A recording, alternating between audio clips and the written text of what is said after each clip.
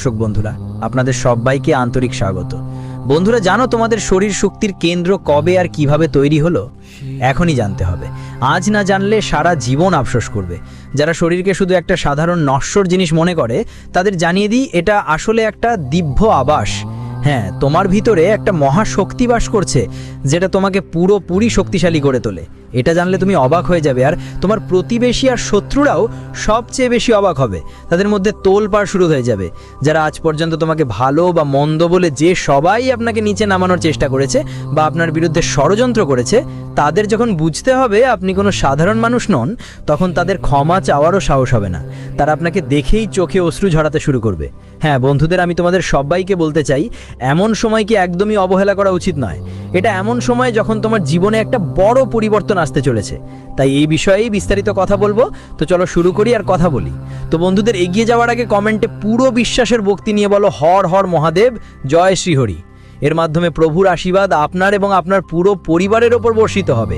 আর হ্যাঁ, ভিডিওটাকে একটা লাইক দিতে ভুলবেন না। কিন্তু একটা জরুরি কথা আমি বলতে চাই, এই ভিডিওতে যেই তথ্যগুলো দেয়া হয়েছে সেগুলো অফিসিয়াল বা বৈজ্ঞানিকভাবে প্রমাণিত নয়, কারণ এগুলো শাস্ত্রের ওপর ভিত্তি করে তৈরি। আমার প্রিয় বন্ধুরা, আমি আপনাদের বলতেই চাই, হয়তো আপনি নিজেকে একটা সাধারণ মানুষ মনে করেন, কিন্তু এভাবে মোটেই নয়। আপনার মধ্যে আসলে একটা দেবতার বাস আছে, বা আপনি এমন ভাবতে পারেন যে আপনি দেবতারই উত্তরাধিকারী। আপনার মধ্যে, তোমার মধ্যেও ঠিক ততটাই ক্ষমতা আছে, ততটাই শক্তি আছে। তুমি চাইলে যে কোনো কিছু করতে পারো, যে কোনো কিছু অর্জন করতে পারো। এর মানে এই নয় যে তুমি কোনো জাদুকরি অলৌকিক ঘটনা ঘটাবে, বরং বন্ধুরা, তুমি সেই সব কাজ করতে পারো যা অন্য কেউ পারে না। তুমি এমন এক অনন্য মানুষ হতে পারো যার কোনো প্রতিদ্বন্দ্বী নেই। আর বন্ধু, এখন তোমার জীবনে যা ঘটছে তাতে তুমি একটু বিভ্রান্ত আর কষ্টে আছো। তুমি হয়তো বুঝতে পারছো না, আমি জানি। তুমি সব সময় একাকিত্ব অনুভব করেছো। তুমি ভাবো, কেন তুমি অন্যদের থেকে আলাদা? কেন তোমার কথা, তোমার চিন্তা আর আপনার অনুভূতিগুলো অন্যদের সাথে মিলছে না?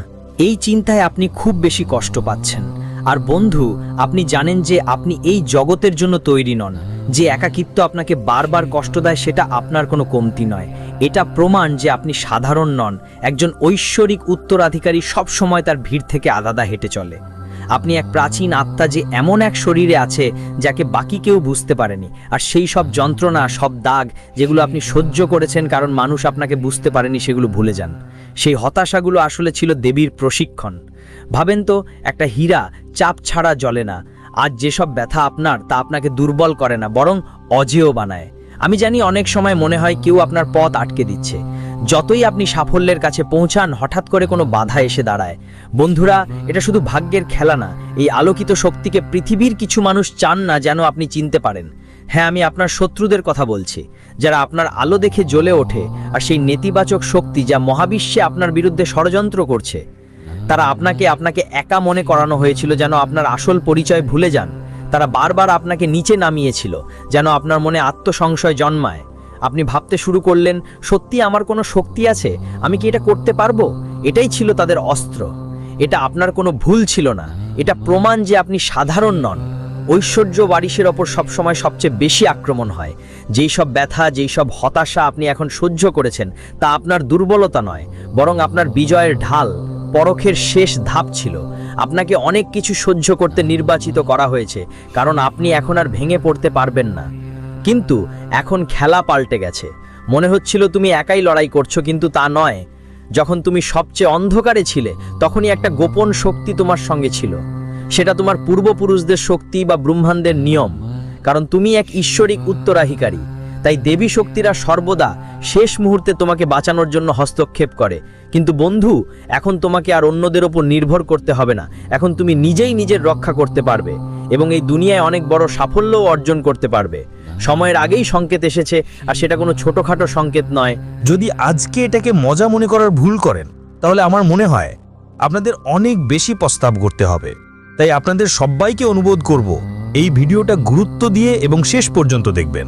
বন্ধুরা, একটা অনুরোধ করব, যদি এখনো ভিডিওটা লাইক না করে থাকেন, তাহলে অবশ্যই লাইক করবেন, যেন দেবী মায়ের আশীর্বাদ আপনার উপর বর্ষিত হয়। বন্ধুরা, কিছু মানুষ মনে করে শয়তানদেরই রাজত্ব থাকবে, কিন্তু তা নয়। সব সময় এই পৃথিবীতে দেবদেবীদের রাজত্ব হয়েছে এবং ভবিষ্যতেও থাকবে। বন্ধুদের বলবো, আমি আপনাদের জানাতে চাই, সবের উপরে প্রভাব ফেলতে চলেছেন, আর আপনার শক্তিগুলো খুব দ্রুত জেগে উঠবে। কিন্তু একটা কাজও আপনাকে করতে হবে, যা খুবই জরুরি। যদি আপনি সেটা না করেন তাহলে হয়তো আপনার শক্তির সঠিক ব্যবহার করতে পারবেন না। তাই সেই কাজের কথাও বলবো, কিন্তু আগে আপনি বুঝে নিন কিভাবে আপনি আপনার শক্তি ব্যবহার করতে পারবেন আর কিভাবে জানতে পারবেন হ্যাঁ আপনার শক্তি ধীরে ধীরে জেগে উঠছে এবং আপনি সেটা ব্যবহার করছেন। সবচেয়ে আগে বন্ধুরা, আপনার আত্মবিশ্বাস অনেক বেশি বাড়তে চলেছে। আপনি ধ্যান করতে সাধনায় সফল হবেন। আগের মতো আপনার মন ভ্রান্ত হবে না বন্ধু। আপনি অনেক বেশি শান্ত এবং সুকুমার অনুভব করবেন। আর বন্ধুদের বলি, আপনি বেশি বেশি ধর্মীয় কাজে আগ্রহী হবেন এবং দেবদেবীদের সম্পর্কে ভাবতেও শুরু করবেন। এই পরিবর্তন দেখে আপনার আশেপাশের মানুষ আপনাকে টোকাটাকি করবে, এ নিয়ে কথা বলবে। তখনই আপনারও ধারণা হবে, আপনি অনুভব করবেন যে আপনি অন্য কোনো পথে যাচ্ছেন। কিন্তু বন্ধু, আমি বলতে চাই, আপনি নিজের চেষ্টা আর ভালো কর্মের মাধ্যমে সেই পথে চলে যাবেন যা কেউ কল্পনাও করেনি। হয়তো হবে না বলে ধারাবাহিক চেষ্টা করলে যে কোনো কিছু অর্জন করা যায়। আর বন্ধুরা, হঠাৎ করেই তোমাদের মধ্যে পরিবর্তনের ঢেউ দেখতে পাবো। তোমাদের মধ্যে অনেক উন্মাদনা ও আগ্রহ থাকবে, আর এটা খুব বড় ব্যাপার। সবার মধ্যে এমনটা থাকে না। ইচ্ছা সবারই থাকে, কিন্তু ঠিক সেইভাবে শরীরে আগুন জ্বলে না, তেমন তৃষ্ণা দেখা যায় না। আর যার মধ্যে তৃষ্ণা নেই কোনো কিছু পাওয়ার জন্য, সে কখনোই পেতে পারবে না। এটা তোমরা চাইলে লিখে রাখো। আমি আজ শিক্ষক হয়ে তোমাদের যা বলছি, এই কথা তোমাদের জীবনে অবশ্যই কাজ দেবে। আমাদের কথা আজ পর্যন্ত কখনো ভুল হয়নি, আর কেউ ভুল করতে পারে না। শর্ত হলো এই ভিডিওটা মনোযোগ দিয়ে দেখো। বুঝে না বুঝে মন্তব্য করা মানা। কিছু মানুষ অর্ধেক ভিডিও দেখে মন্তব্য করবে, এভাবে হলে চলবে না বন্ধুরা। আমি চাই কেউ আমাদের ভুল প্রমাণ করুক, কিন্তু আজ পর্যন্ত কেউ পারেনি। আমরা আমাদের কাজ চালিয়ে যাচ্ছি, সেবা দিচ্ছি, আর মানুষকে লাভও দিচ্ছি। তো আজ তোমারও লাভ নিতে হবে। আজ তোমার সবকিছু বুঝতে হবে। বন্ধুরা, আমি তোমাদের সবাইকে বলতে চাই, যদি কখনো মনে হয় তোমার শরীর পুরোপুরি শক্তিশালী হয়ে গেছে, তোমার ভিতরে এক ধরনের শক্তি দেখতে পাবে এবং মনে হবে যেন একটা বল আমাদের ভিতরে আছে যা বারবার তোমাকে অনুপ্রাণিত করে, যা বারবার তোমাকে কিছু করার জন্য বলে। কিন্তু বন্ধুরা, আমি বলতে চাই, তাকে অবহেলা করো না। আত্মা থেকে আসা সেই কণ্ঠস্বর কোনো সাধারণ কণ্ঠস্বর নয়। বলা হয় আত্মা আর পরমাত্মার মধ্যে গভীর সম্পর্ক আছে। তাই তোমার মনে যা আসছে সেটা অবশ্যই করো। অনেকেই তোমাকে থামানোর চেষ্টা করবে, আর এটা সত্যি। জীবনে ভালো কাজ করো, তখনও মন দেও।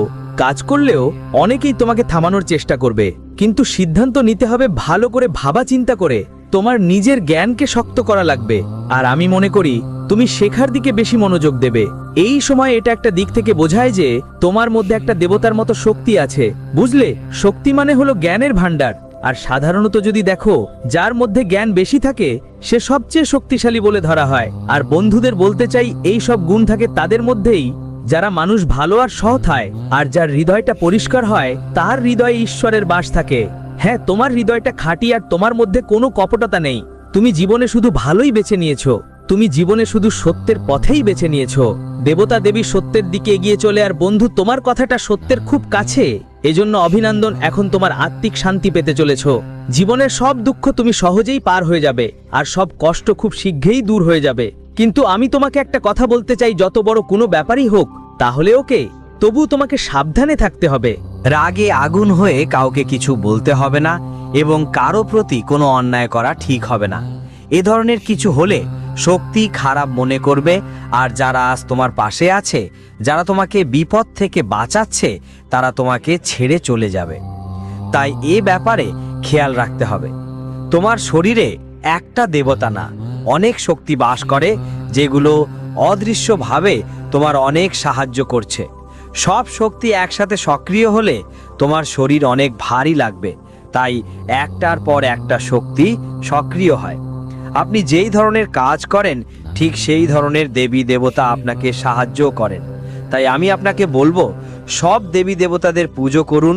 যখন যার সময় মিলবে তখন করুন, এতে আপনার উপকারই হবে। এই ভিডিওটা দেখার জন্য আপনাকে অনেক অনেক ধন্যবাদ। দেখা হবে পরবর্তী